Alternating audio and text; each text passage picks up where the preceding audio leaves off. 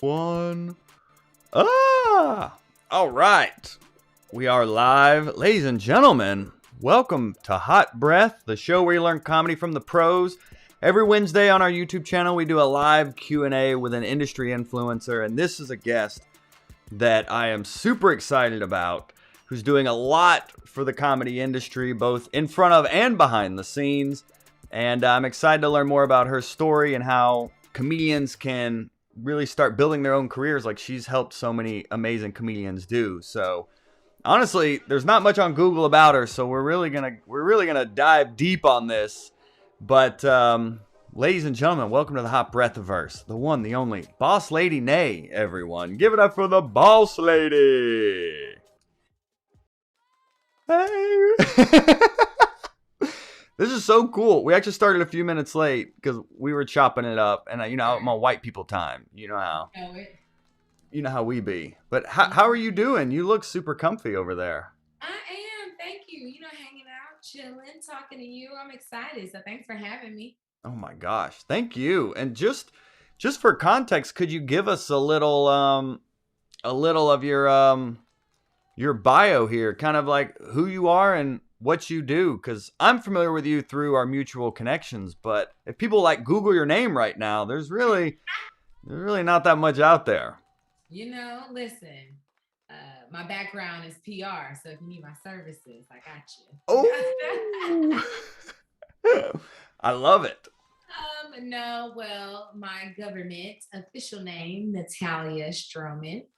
I was raised in Atlanta, Georgia, where I went to a performing arts high school, majored in dance, and danced at a company called Total Dance in Atlanta out of Adamsville. So if you ever hear Adamsville area, that's where I'm from, because I spent most of my time there with ballet, jazz, tap, West African specifically. And it gained me a lot of experience as a performer, a paid performer. Then I got a scholarship to Grambling State University for dance. So that's my HBCU love.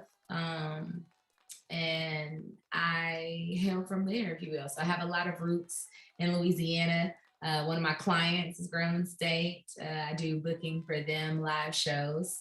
Our rival, Southern Universities in Baton Rouge. Louisiana. So they're one of my longtime clients as well. And I really just do project management, artist management, consulting. I started when I was in Grambling. My mass communications degree has a concentration in public relations. So I was headed to law school, Thurgood Marshall Law School specifically. After I started my graduate program at Grambling, I wanted to go to Houston.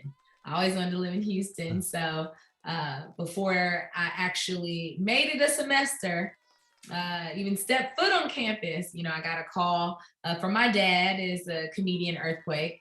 And he just asked me to come and kind of staff his business originally. You know how some artists will just have a rebranding, a relaunch. And he didn't have a team at that point outside of his current agency. And I kind of came out there. My brother was very young at the time. He's 18, 19 now.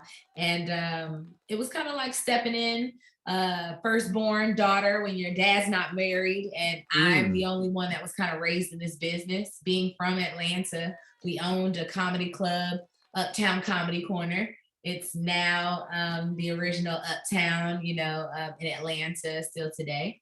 And we did a lot of weekends in comedy clubs, as you can imagine, as a child. So I've always grown up with Ricky Smiley and Steve Harvey and being in the business. So I've done everything as a child, from take tickets at a ticket booth at a comedy club, to counting a room, to, in the bar, to in the green room. I was kind of groomed in that. So I kind of applied that in my degree from Grambling in public relations, and tried to fit in where I could, with my father already being a veteran in comedy. And we were able to do a lot of great, work and build things that I created. And wrote a radio show called Quake's House for him. and we went to New York for a couple of years. That's now on Sirius XM that I did a partnership when I was managing him at the time with Kevin Hart's, radio Sirius XM channel. So it was the first real show that they had on the channel with Jeff Flanagan. So that was fun. We did that with his agency, Innovative. And after that, I think it was probably like a year, I started to branch off and actually focus in on comedians more my age, my demographic, trying to see what I could apply all of that work and knowledge that I got with managing my dad and from my degree and my love of law and kind of seeing where I fit in, right? And that's when I kind of launched Boss Lady Management Group. And I have Chico Bean and Junior from the Steve Harvey Morning Show. I have Darren Big Baby Brand and Tyler Chronicles, working with a wonderful new, I guess you could say, improv comedian by the name of Lou Young, who is having a sensational time on Instagram. So I've seen him. Yeah. if you ever get a chance, I mean, I've been working with Lou for probably like a year right before pandemic, and we really nestled in. And my favorites, I'll say, because I can say this because he's Graham fam, Black Ron, who is my breakout baby this year. He's on tour and solidified that for him. And he's had a great success record since we've been working together. He did the HBO Comedy Wings at the African American Film Festival down in Miami, which he won. And it's just been a great time just figuring it out, right? And kind of being that person that you can call and say, hey, this is what I'm thinking about doing. I like to think of myself as more a consultant and a career partner more than a manager, because most of my clients, we're here for the long haul. We have to see it through and see it in completion and kind of figure out where we can navigate some of the things that we can't control. And then I just try my best to give them as much attention as I can while helping other people who I know don't have a person, or like myself, didn't really have formal education. And you kind of want to pass on that education so people know what to look out for and, how to navigate it. That's pretty much me in a nutshell. What year was it when you started working with Earthquake?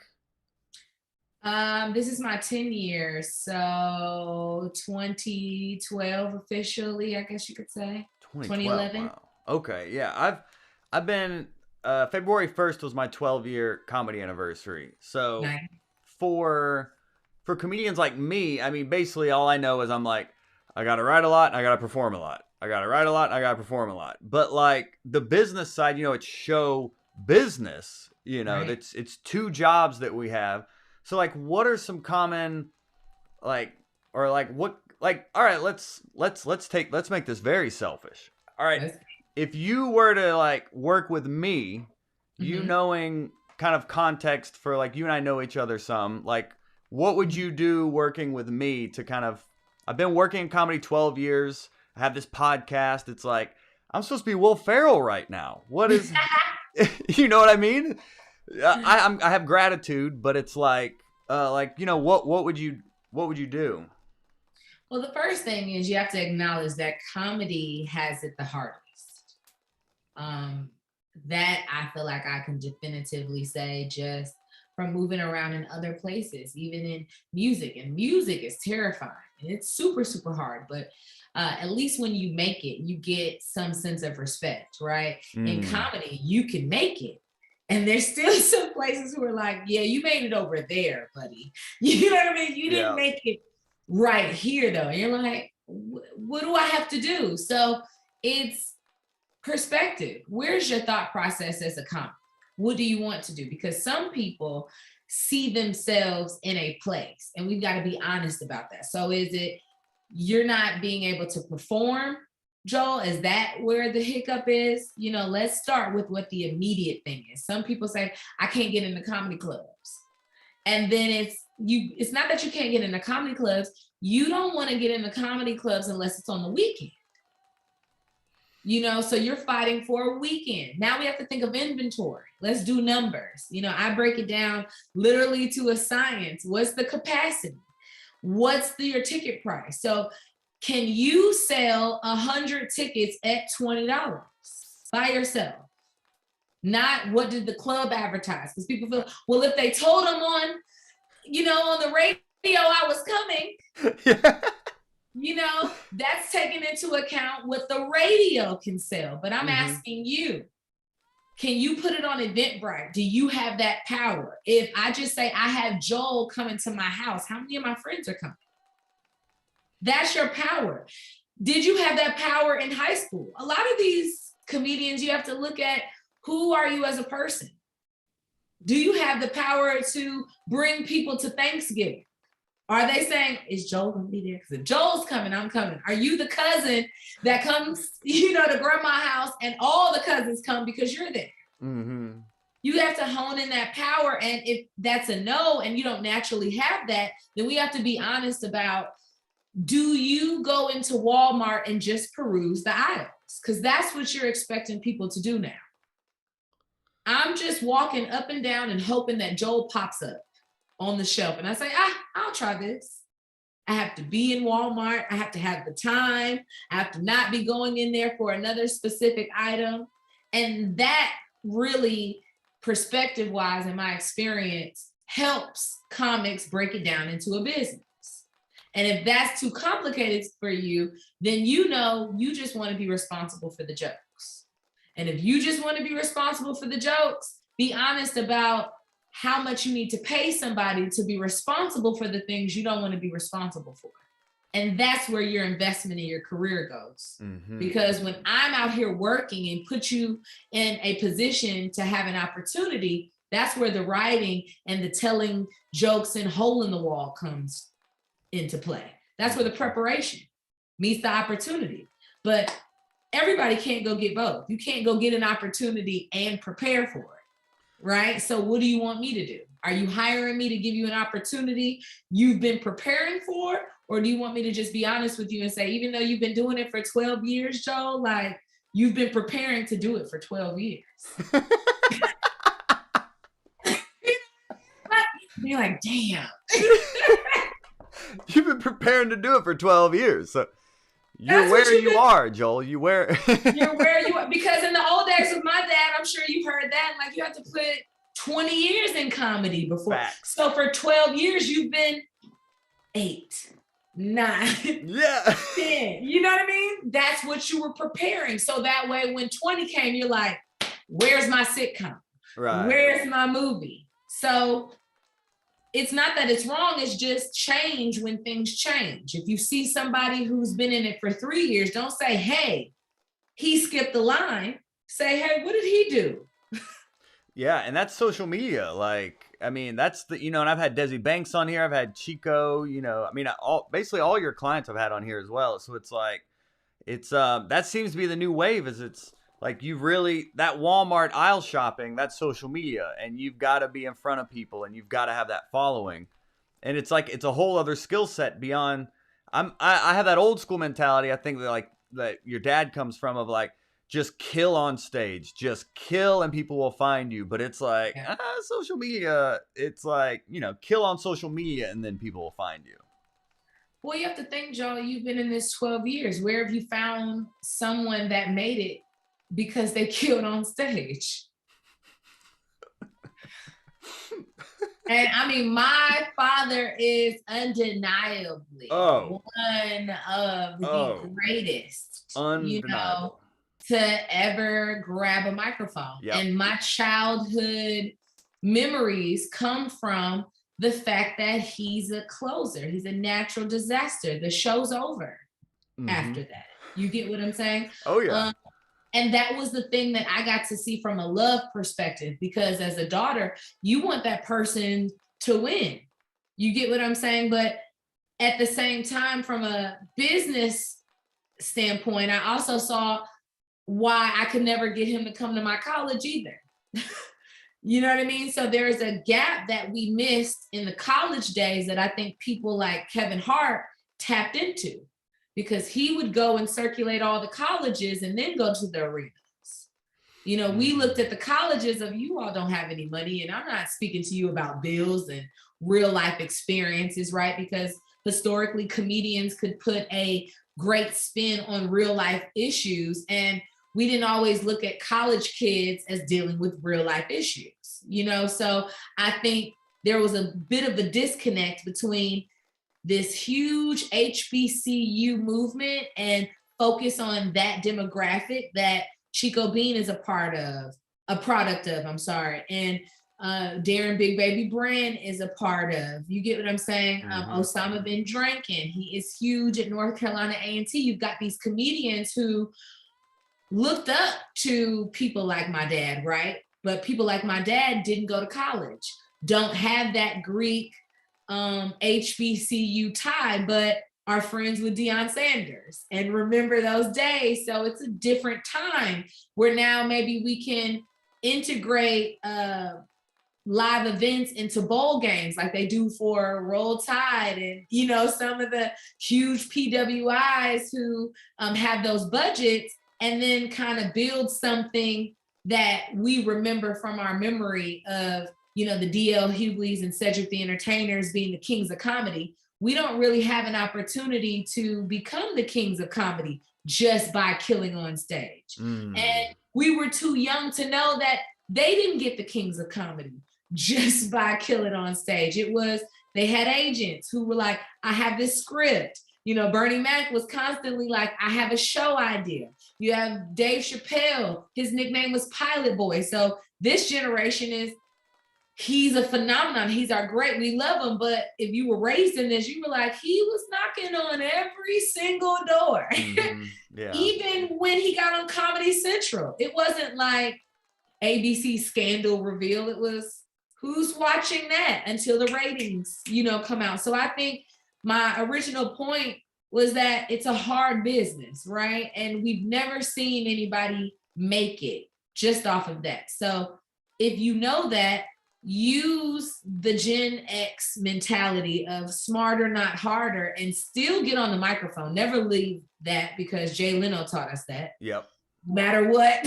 Yep. Always Hermosa Beach, right? Yeah. So that is going to be a constant. Always stay, but you have to do more than that. And you have to do more than look at me. Get your acting classes. Is your diction there? Are you doing free viral videos? If there's social media, I'm glad you interviewed somebody like Desi Banks. You know, he has learned from Tyler Chronicles, Ronnie Jordan, you know, Darren Big Baby Brand. He did his work. You know, so I think he's different than a social media person, because DC Young Fly did the same thing. You got to get in this thing and learn the craft, right? Then you have to still navigate the cold rooms, the non-sold out shows, you know, so these guys are still doing it, but in a microwave level. Still a meal, still nourishment, but just packaged differently. And we all have to take into account what we're all susceptible to, you know, being affected by. Yeah, I'm feeling at this point that I'm like thinking where the most momentum is, and it feels like it's with like, and what do I have that no one else has? It's like, I feel like this podcast is a good opportunity, and I've gotten a lot of opportunities just from doing the podcast, where it's like, it's a comedian that I've then worked with, or it's a fan who's like, hey, I run this festival. Will you come do this festival? So I'm starting to see more organic opportunities just the more I do this podcast. So part of me feels that building this show up to, because I don't, you know, I mean, not to flex, but no one really has over 400 interviews with the type of comedians, you know, right. you know what I'm saying? So it's like getting more, and my mindset is like, just create, keep moving forward. Like, I haven't even looked back at like the breadth of work and how to repurpose it and like be more strategic with what I'm doing. But I've given a lot of thought, and I mean, I'm comfortable being known as like the podcaster Joel Byers, and then be able to kill on stage when the opportunities come.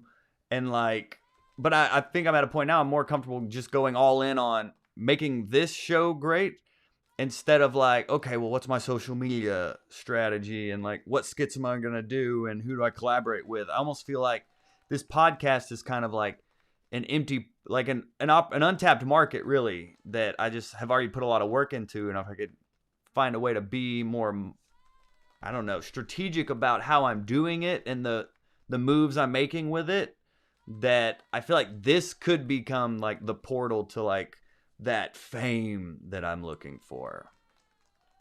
Yeah, I think you're onto something. You specifically resonate with your guests differently.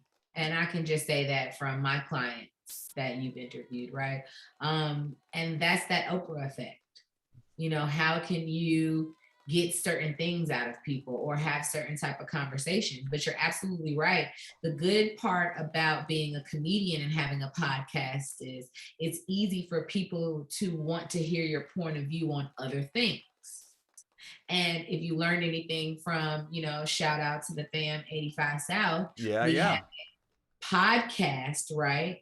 And that is the brainchild of Carlos Miller, you know, who is what we call the sensei. The sensei, yes. Right? Sensei. Yes. Yes.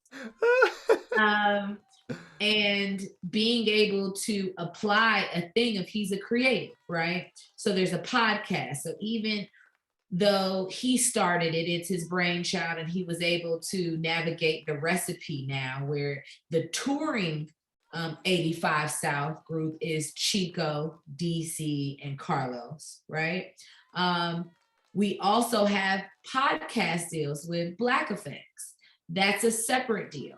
Then there's an 85 South media deal with Outback where we can tour with the live podcast. And then each three of those people individually can still go out independently or collectively doing strictly stand-up that's not included in those. Mm-hmm. So you get to have that same opportunity once you see, hey, this is a podcast, right? Where is it going to go? Is it going to go in a podcast realm where you're making a deal like a Joe Rogan, Spotify situation? And then that is your platform now, like your billboard, to say, come see me at the Punchline. Come see me at Zany's in Nashville, because we can see the analytics for the podcast are great in Nashville. You know what I mean? And then it just gives you another open playing field to connect the dots, you know, and then you'll definitely find something like a little code, like a little podcast mixed with, you know, sponsorship. Yeah. Equals, you know, now my ticket sales. Every time I put it up, I don't even have to carve out expenses for the radio because I can advertise it on my podcast.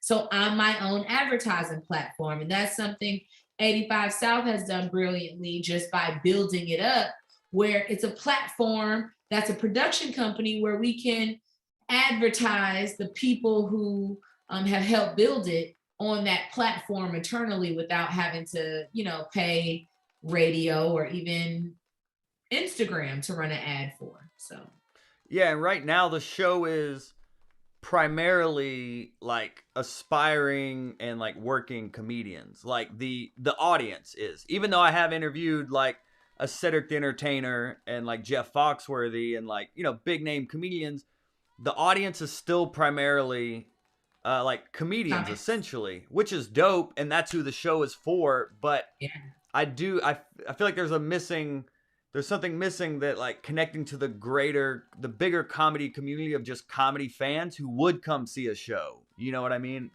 I feel like that's like the next step for the show, is figuring out how to tap into that market beyond like always serving comedians first. But I don't think people love comedy more than ever now, and I think they like to hear how the sausage is made, which this show is. But there's a disconnect right now between like comedy fans and then it just being like comedians right now.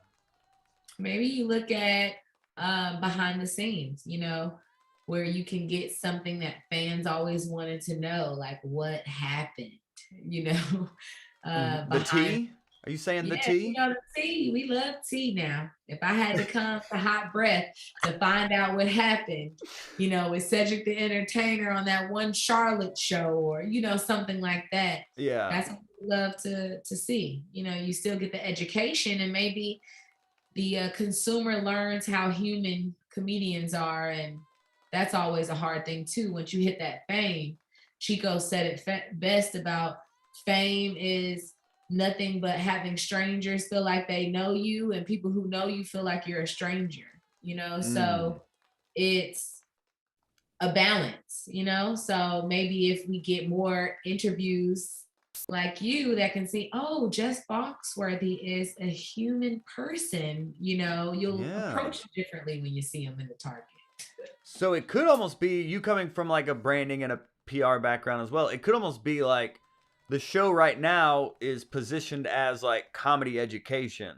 So it's almost positioning it more as I don't yeah, something a little more like generic or Education. like a comedy fan may hear learn comedy from the pros and be like, "Well, that's not that doesn't apply to me." Like, you Mm-hmm. know, so like everything I've catered the show towards is working in terms of comedians, but maybe it's just how it's positioned that it's not accessible to comedy fans because it doesn't resonate with them.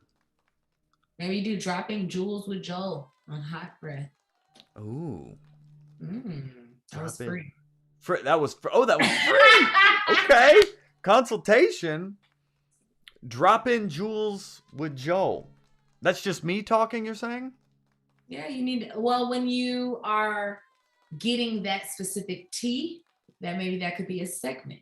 You get what I'm saying? You're still doing your comedy pros, you know, Mm-hmm. edition, but maybe that's a different layer of segment of, you know, you're dropping some jewels. What is that? That applies to everybody, whether it's something I just want to know, because Steve Harvey wrote a whole book, you know, Act Like a Lady, Think Like a Man.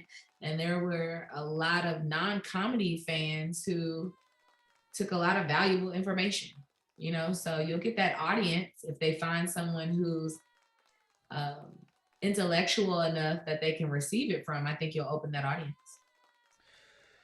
So how how much does it cost for you to do all of that? Listen, that's a real consultation. We'll talk about it. Oh, We'll talk. like, oh, that's a good idea. How much do you charge to do Talk. that for every? Like, what's that? No, I give you the love no, price. you're good. Nah, no, You know, you said I have to gentrify my roster.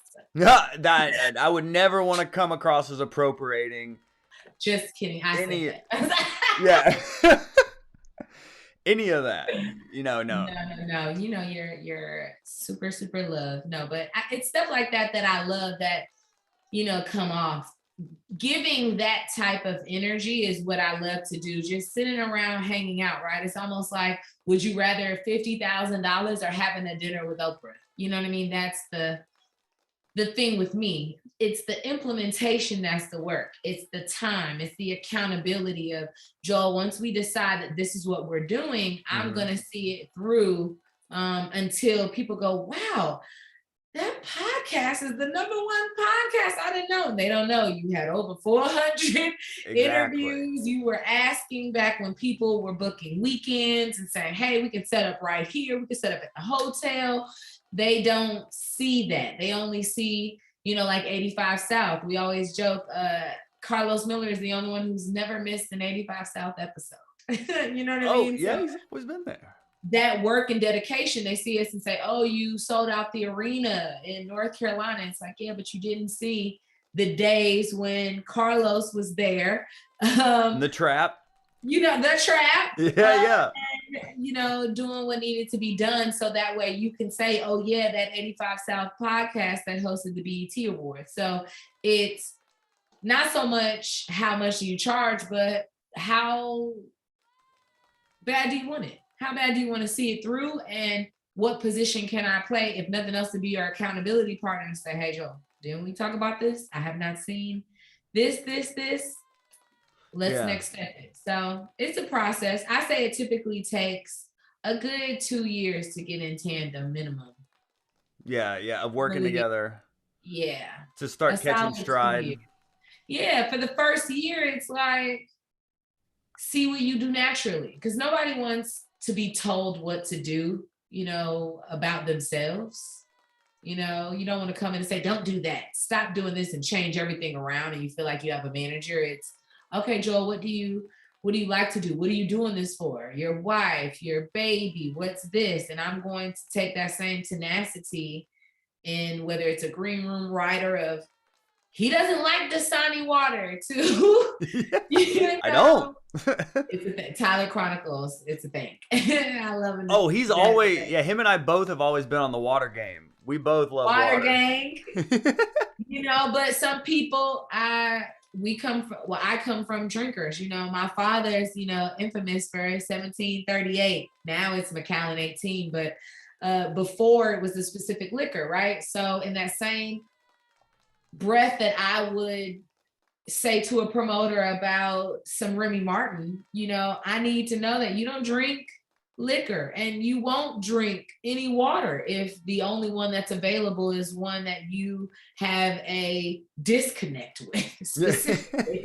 You know what I mean? So if there's a specific disconnect, just knowing that there's somebody that if you can vent to that will make sure it's a priority next show, even if that's tomorrow or next week, I find gives you a little bit more space to create and do what you need to do on stage. For the people who are going to say you did a terrible show or a great show and don't know, it's because you're thirsty. Dasani. Sorry, y'all.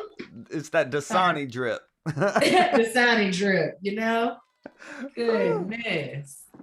Drink our non-Dasani water now. Yeah. I'm actually drinking water out of this. That's why I said that. I know it was water. That's why I was like, we'll drink our non-Dasani water. So yeah.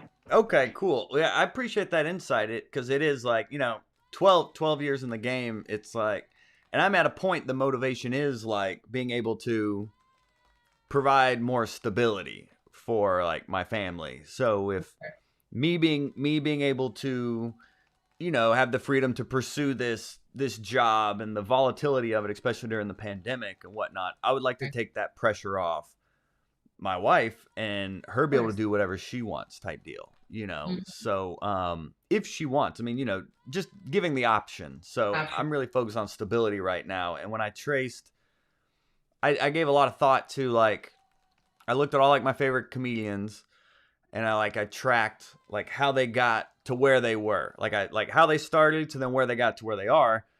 And then I was like, well, what path would I want to follow, or how would I see myself getting there? Because I do see myself in like Will Ferrell movies, and like I'm not aiming for the middle here at all. You know what I mean? And I never have, but I do see through that self-reflection the path being building this up, building Hot Breath up, me being known for Hot Breath, but then that driving all the other opportunities. And I'm comfortable with that. I had to put my ego to the side and be like, no, I'm a comedian. Maybe I do interviews, but like I'm cool at this point in my career to be like, no, I'm cool being known for Hot Breath. And then they see me on stage and they're like, yo, all right, So I'm cool with that. So that's where my mindset is around it very recently.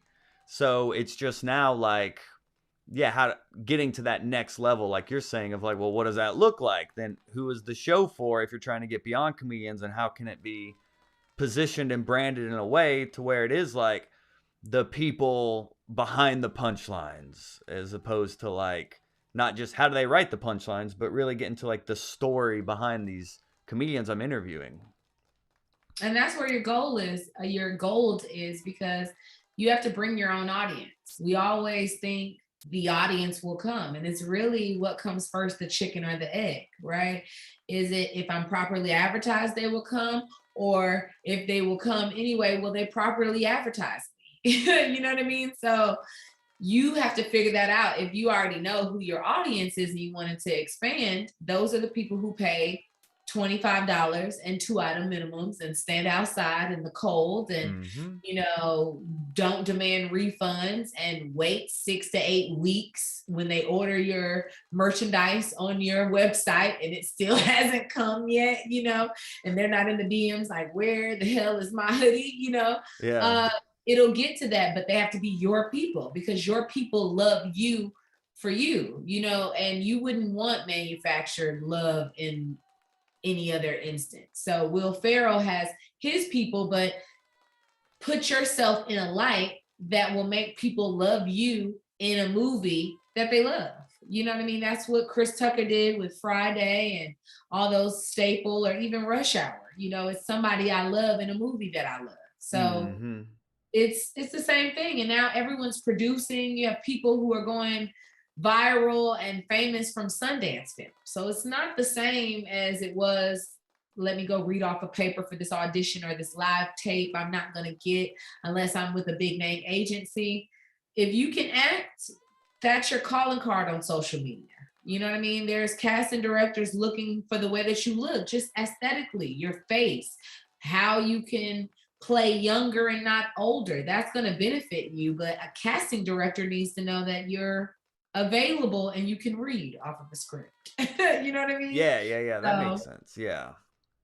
But if I'm being a podcaster, it's like they're not seeing me in that light. They're seeing me as like an interviewer asking good questions. They're not seeing me necessarily being funny or entertaining, you know?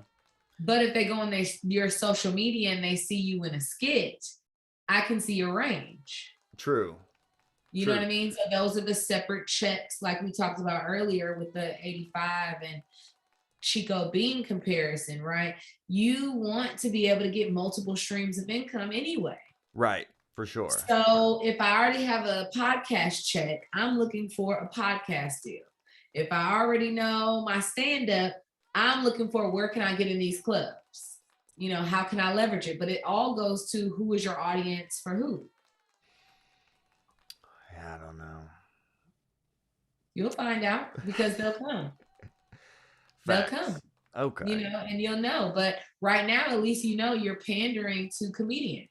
If you want another audience, what do? You go to a different club. Yeah. Oh. Geraldine said free gyms. Geraldine Sims. And HBCU Maid said great interview. Oh, yeah. Oh, nice. We got some love out here. KP said fun and informative interview. Michelle liked dropping jewels with Joel. Thanks, Michelle. Oh, yeah. You're saying do that every podcast? Or that's a separate, like... You can, but have it be, you know, think about it with radio. It's breaking down in segments. Right. You know, don't reinvent the wheel, comedians. All of you. You get what I'm saying? It's a thing. Ryan Seacrest had like the #1 radio segment that they could sell the most advertising to, and it was called Ryan's Roses. And if I'm remembering it correctly, the bit was I would call you and say, Joel, I've got free dozen roses. Who do you want to send them to? And you would say, oh, send them to Natalia. And then your wife would be like, well, who the hell is Natalia?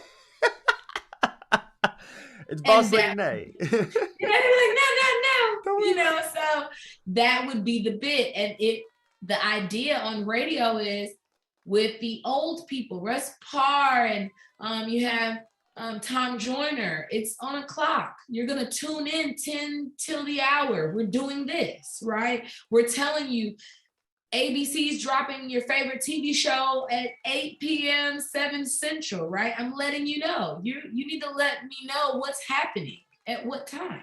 You're just letting me know what you're doing. And you're giving me an option. But if I say, I'm doing this at this time and you get this, you give me a reason to meet you there. Okay. I mean, I've started I do these weekly Q&As, and then on Tuesdays I do a joke feedback hour. Okay. On YouTube channel. Like, I'm really trying to build a YouTube channel this year. I feel like there's a lot of momentum there. Nice. So yeah, but it is all the Q&A and the joke feedback hour are still super like comedian specific. You know what I mean? So it's not tapping into that bigger audience. Like a comedy fan is going to be like, oh, let's go see new comics get joke feedback.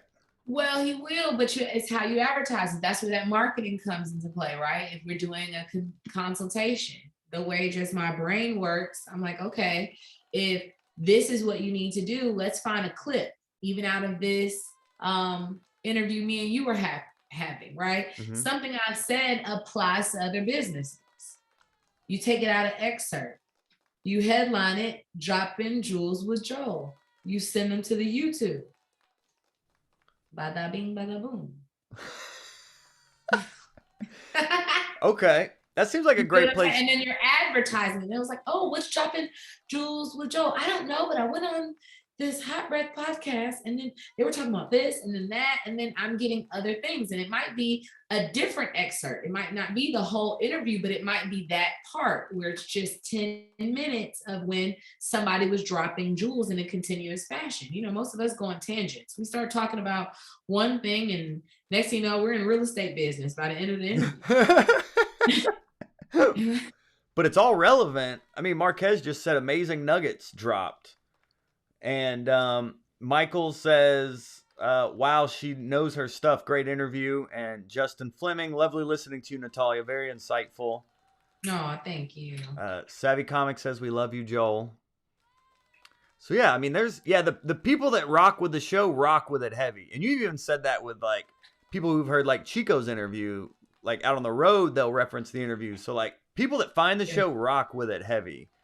So I do need to show gratitude for that, but I'm also thinking of, like, you know, we're not chopped liver here, you know, like we deserve, you know, all the work we're putting in, like, you know, we deserve to have that recognized on a big level, you know. Right. And now you have to make it easier. It's almost like the example I gave you about the casting director, right? We put too much pressure on a casting director to come and find little old you. You get what I'm saying? Make it easy for them. You have this space, plaster it, right? You have to make sure you always have a visual. Some podcasts you can just listen to, but with your face that's commercial, you need to make sure it's always being shown. Hot Breath is amazing, right? But they need to know who you are. People know me as Boss Lady because a lot of my clients, that's what they refer to me as. But even for a branding point, you know, people still have to know your name. You know, it's respectful, but I'm not out here telling like, oh, can you call me Boss Lady? It's a preference, like a sign of respect, you know, because I'm gonna get something done, but they still need to know your name. My name is Natalia. Your name is Joel. What we do is going to follow with the people who are fans of ours. They're gonna tell people who you are. You just need to say, oh, that's me. Okay. So what I'm leaving here with for next, as you talked about ideas, but then the execution behind them. So it seems like the execution would be perhaps testing out these dropping jewels with Joel, where it's like something dope is said in an interview, and it's basically me talking about it and maybe like weaving in the interview as I'm talking about it, but with the mindset of like how to market this and package this as something interesting to like comedy fans in general and not just like comedians. Yeah, well, not even comedy fans. It's people. There's some comedy is subjective. I can be a fan of you and not be a fan of your stand-up comedy. I can be a fan of your podcast and not be, you know, a fan of, you know, your commentary. Don't force people to don't force your consumers into boxes. Let them choose. They might not want to sit through your whole podcast, but they might want to come and take some useful information. There might be people who have never heard your podcast at all, who are on here because I'm on here, right? And now they're going to go back. Make it easy for them to find the gold.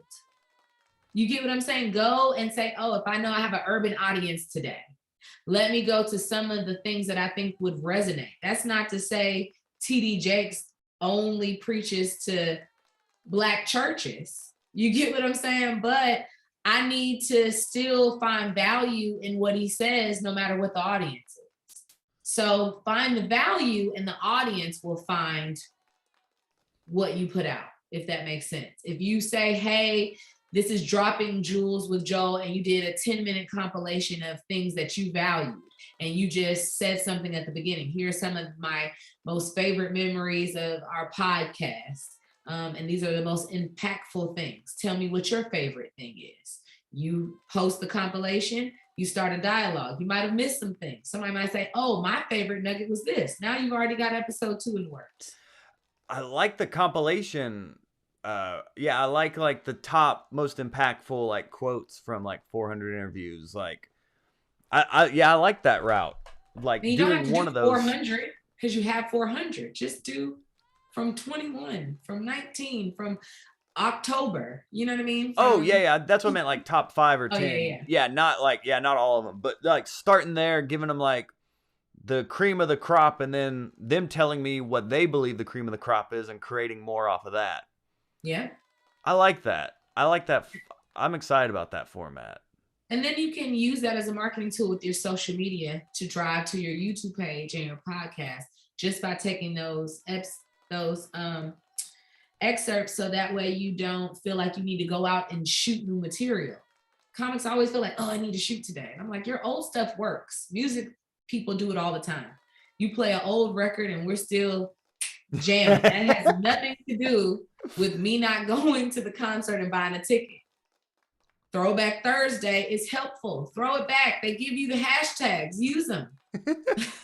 Flashback Friday. Use it. Flashback to the Chico Bean interview. Hashtag dropping jewels with Joel. Now you got a hashtag.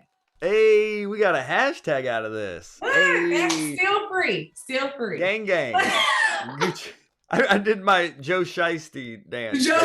I don't know what I'm doing. Gang. Water gang out here. Okay. Gang. I love it. Well, thank you. Wow. Thank you so much. This was incredible. Yeah. Like you, I mean, I knew this was going to be dope, and this was so smooth too. It just seeps out of you all this gold, and I appreciate you being able to share your time and energy with us. Honestly, I'm a huge fan of what you're doing, and I watch from afar. I see the moves, I see the tours, I see it, and I'm a fan of it, and I'm inspired by it. So, do you have any like closing? I know I had Bob Kirk asked something about like how important is social media and what socials would you concentrate on? Please, can I address the social media thing? That is the biggest thing I have to say to artists everywhere. Businesses, I think, are a little bit different, but social media is nothing but a billboard. It is a billboard, business card / resume. What you need to be focusing on is what it looks like when someone like myself comes to your page. It's a reflection of you. If you've got old flyers, old hole in the wall stuff, that makes me think that you're not ready for this big tour up here because you're still advertising somewhere you wish you could stop playing. So if you don't want to play for 10 lemon pepper wings and a strawberry daiquiri, put it in your story, or at least take it down after you've played it, because it is a reflection of you. I'm not saying don't go get your money. Go get your money. But don't expect me to come pay you top dollar, or have one of my friends pay you top dollar, or me as a manager be able to convince a promoter to pay you top dollar if right here on your social media it says you went down here for $2 and a Coca-Cola.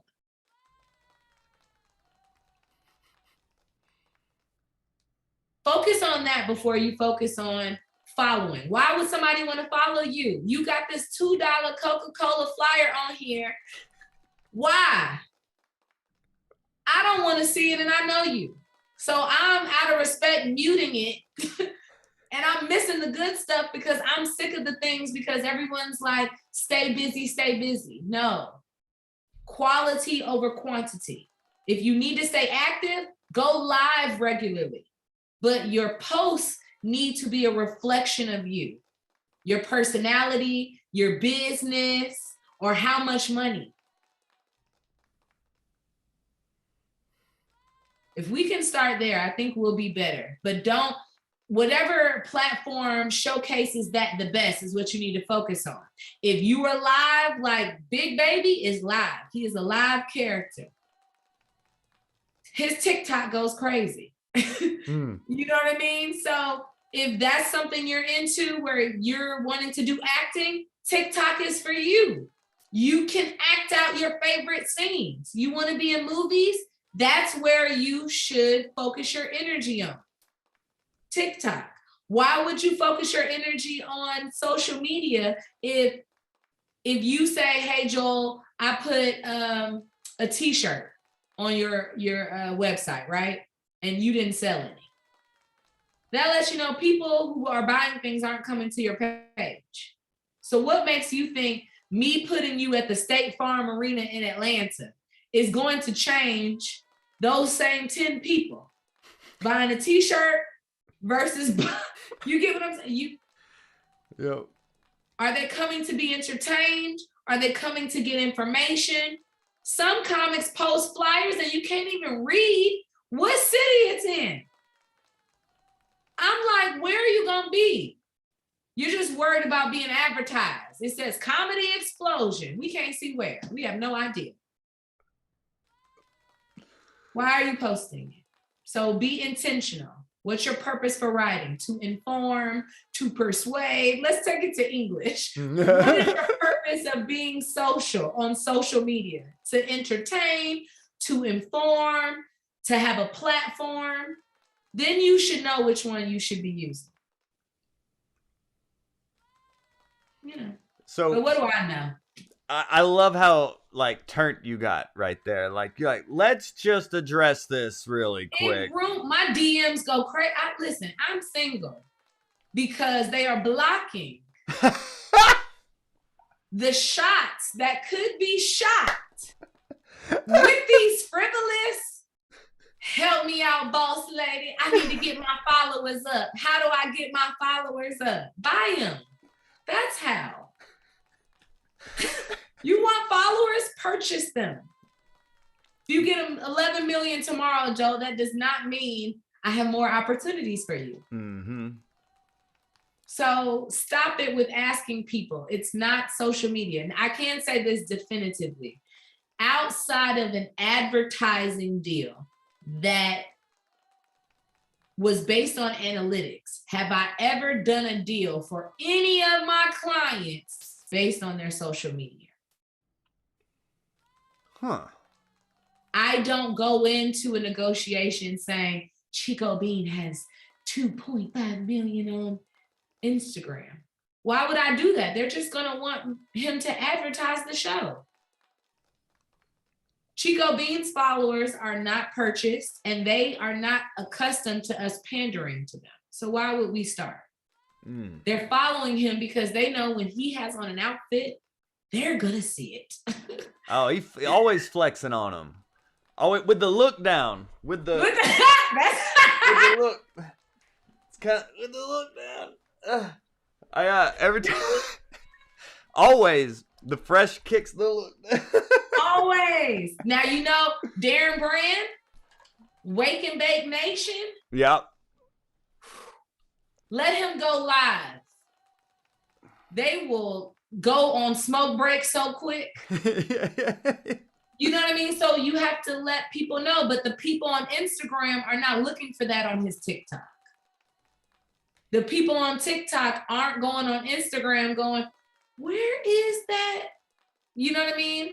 But he'll post something from TikTok and he'll be like, I wish I was on TikTok. He probably has more of these. Thank you for sharing on Instagram. Uh-huh. So that's the idea you want. Don't get into the game of how many followers you have because they're going to expect those people to buy tickets. And I'll leave it at that. However many followers you have, you need to know how many of those people will purchase something. Very much something. Purchase something. $20, a hoodie, purchase something. So what would you recommend for like me personally is like mixing in the podcast and my comedy? If like people are coming for one thing, it's like, is it like picking a lane and just going super deep on that one thing so they know when they're coming to the channel they're getting like a laugh or like a skit or stand-up clip versus like me like being educational in the podcast? It seems like I need to pivot away from being so honed in on the educational aspect of the show. No, you can, but you just have to know that there are a lot of intellectuals who go to YouTube for insight. Mm-hmm. Right? You need to be on their radar. Are you in the areas where they're drinking from the fountain of motivation?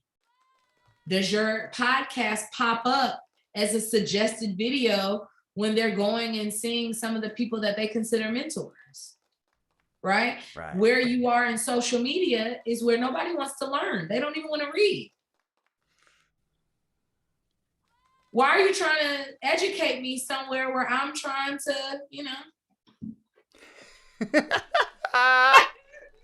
Or the look down. With the look down. The look down. You know what I mean? I want to go find these shoes he has on. So you can get our attention, but it's going to be quick. That's why I'm telling you the nuggets. If I'm scrolling and I see something that speaks to my psyche, and I'm like, ooh, I want more of that, I'm going to go on YouTube and put in hot breath. Where is that? And I'm going to listen. It's how we listen to our pastors. That's how we listen to, some of our like spiritual advisors. Everything comes from YouTube, but we pass that information through conversation. So you want to be in those rooms where someone's saying, you know what you need? Where did you get that? Oh, I learned that on Hot Breath. Really? Yeah, it was a dope interview with blah, blah, blah. Who cares who you were interviewing? It's what am I taking away from it? As soon as you said Jeff Foxworthy, I didn't even know you did that interview. I'm a fan. I'm going to go watch it. So I'm like, ooh, he always says things that are perspective provoking for me. So I'm like, ooh, I know he said something. Ooh, bet. All right. So if you're watching this and you're not subscribed, subscribe to the YouTube channel. There we go. Look at that. See? Call to action. But thank you. Wow. Yeah. This I knew this was gonna be dope, but you've exceeded expectations. You've done it. Oh, thank you for Boss having Lady me. Nay. Is there anything anything else you want the world to know? Jen Weeks said 10 lemon pepper wings. She really liked that one. It's a thing. Oh, big facts. Yeah. It's a thing. Tell them, Joe. It is. I've been there. We came up from the mud, y'all. Mm-hmm. Where did you have yours? Were they buffalo? We got this from the mud. I like naked wings. I'm a minimalist. Oh, okay. But see, you're around too many urban people, so you got to get them fried hard. That's the for sure. Yeah. Mm-hmm. It's crackling for sure. Okay. Yeah. Well, how can people check Justin asked if you have a YouTube channel. Where can people follow you and reach out to you and be like, we love you, this was amazing? Aw, you can find me on Instagram at Boss Lady Nay, Nae. Boss Lady spelled traditionally. I have made a commitment that I am going to try to share more insight. So look out on my Instagram and try to, drop some jewels with Joel in the future. Hey, I mean, they're not out there right now. I'm telling you, I go straight PI, private investigator on my guests. Like I go deep on them to where I've had some guests. Are you the feds? They're like, how do you? See?